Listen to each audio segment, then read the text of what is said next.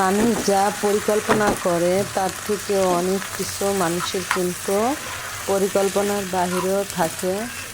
কারণ আল্লাহ যেটা রিজিকে রাখে সেটাই হয়। দেখেন, আমি কালকে লাউ ভাজি করার জন্য পেঁয়াজ মরিচ দিয়ে ডিমটা সুন্দরভাবে ভাজা স্টার্ট করতেছিলাম, ঠিক ওই সময়ে আমার গ্যাসটা চলে যায়। তো কালকে আর রান্না করতে পারিনি, যে তরকারিটা ছিল ওটা দিয়ে আমি খেয়ে ফেলছি। তো আজকে দেখি ওইটাই কাজে লেগে গেল, কারণ আমার ছেলেরা স্কুল থেকে আসছে, ওরা নাস্তা করে নাই। তো আমি ভাবছি স্কুলে গেলে হয়তো বা ওরা বাহিরের খাবারগুলি খায়, তো আমার অত একটা প্যারা থাকে না। এখন শুনলাম নাস্তা করে না, এই জন্য তাড়াতাড়ি ঘরে কিছু পাস্তা ছিল ওইটাই রান্না করে দিলাম। ওইটার সাথে মিলে ওদের নুডলস পাস্তা এগুলো যেভাবে রান্না করেন সেভাবে ওদের খুব পছন্দ। তো রান্না করে চলে আসলাম নিজের রান্নায় ওদের খেতে দিয়ে। তো আজকে দেখেন, যে লাউ ভাজিটা আমি কেটে ফ্রিজে রেখে দিয়েছিলাম, তো ওই লাউ ভাজিটাই আমি এখন ডিপে রেখেছিলাম কালকে। তো আজকে আমি ওইটাতে রান্নাই করব।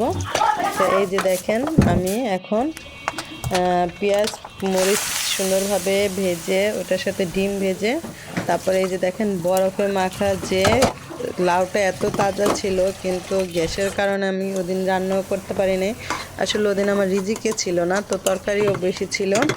ফুলকপি আলু সিম দিয়ে রুই মাছ রান্না করছে, এই জন্য আর দরকার ছিল না। তারপরে এই তো, আর আজকে যে মাছটা রান্না করতেছি এটা হলো কালীবাউস, বা জানি না, যে বরিশালে বললে নাকি ভেটকি মাছ। তো আমি এই বিষয়ে শিওর না, যদি আপনারা কেউ জানেন তাহলে প্লিজ কমেন্ট করে জানাবেন। তো রুই মাছের মতো দেখতে অনেকটা। তো ওই মাছটা বোনা করে ফেললাম। তো আজকে রান্না বাড়া সিম্পল। তারপর চিন্তা করলাম যে ঘরে যে ডিমগুলো ছিল ওগুলি সুন্দরভাবে, হাঁসের ডিম মুরগির ডিম এগুলি একটু গুছিয়ে রাখি, না হলে এই হবে। তো সবগুলি ডিম কিছুটা ফ্রিজে আগে রেখেছিলাম, ফ্রিজের এসে, আর যে বাকি ডিমগুলো ছিল ওগুলি একটা জালিতে আমি সুন্দরভাবে হাঁস বা মুরগির ডিম একসাথে রেখে দিলাম। রেখে দেওয়ার পরে আমি টেবিলটা ক্লিন করে তো টেবিলে ভাত, তারপর ভাজি আর মাছ ভুনাটা রেখে দিলাম। তো রোজা রেখে খুব কষ্ট হলো, তারপরও কি করব, এক হাতেই তো সব করতে হয়। তো এই তো দেখেন আমার মাছ ভুনা, ভাত আর লাউ ভাজি, তো এগুলো করা শেষ হয়ে বাচ্চাদের খাবার দিয়ে দিব। তো চলে গেলাম রান্নাঘরে আজকে। তো রান্নাঘরে যে এই তো থালাবাটিগুলো যেগুলো ছিল ওগুলো আজকে ভিমবার দিয়ে সব মেজে টেজে পরিষ্কার করতেছি। আসলে আমাদের দেখেন দৈনন্দিন জীবনে আমরা অনেক কিছু চিন্তা করি যে হ্যাঁ কালকে আমরা এটা করব এটা করব। অনেক সময় এমন হয় যে হয়তো আমরা ঘুমাইলাম, এর পরের দিনটা সকালে কিন্তু দেখা হয় না, কিন্তু আসলে আমরা আমাদের চিন্তা ভাবনা কিন্তু হ্যাঁ চিন্তা ভাবনা করে অনেক কিছু হয়তো ওইভাবে আমাদের কাজ হয় না। হায়াত আল্লাহ যতদিন দেখে ওরকম। আর আল্লাহ তাআলা হলো উত্তম পরিকল্পনাকারী। কারণ দেখেন সে যেভাবে আমাদের মানে যেটা রিজিকে রাখে, অনেক সময় অনেকের ঘরে হঠাৎ একটা খাবার চলে আসে, তো প্রত্যেকটা জিনিসের ভিতরে একটা রিজিকেরই আছে। তো আমি অবাক যে কালকের যে এইটা ছিল ওইটা কোনোভাবে কিন্তু থাকলো না। যেমন সকালে বাবুদের দিয়ে দিলাম, ওটা দিয়ে পাস্তা রান্না করে দিলাম, তারপরে আমার করে তারপরে এই তো লাউ ভাজিটা বানালাম। হয়তো তাজা লাউ ভাজিটা খেলে অনেক ভালো লাগতো, যাই হোক কি আর বলবো। তো এইটাই রিজিকের মালিক আল্লাহ, আর আল্লাহই সব কিছু নির্ধারণ করে, এটা আমরা সবাই জানি, আমরা যেহেতু মুসলিম জাতি। তো তারপরও ট্রাই করি। তো এদিক থেকে দেখলাম যে আমার বেসিনে একটু একটু হালকা হালকা শ্যাওলা পড়ে আছে। তো আজকে চিন্তা করলাম যে স্টাইলের সাবান ভিমবার যে লিকুইড সাবানটা আছে ওইটা দিয়ে আমি পরিষ্কার করে নেব, যে বাইরের সামনের যে টাইলসগুলি ছিল ওগুলিও সুন্দরভাবে ক্লিন করে নেব। তো এই তো চলে গেলাম ক্লিন করতে।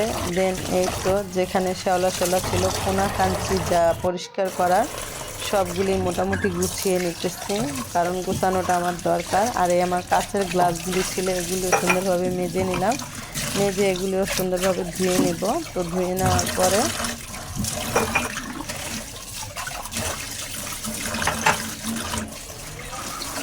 নেওয়ার পরে দেখেন আমারটা কিন্তু নিট অ্যান্ড ক্লিন হয়ে যাচ্ছে।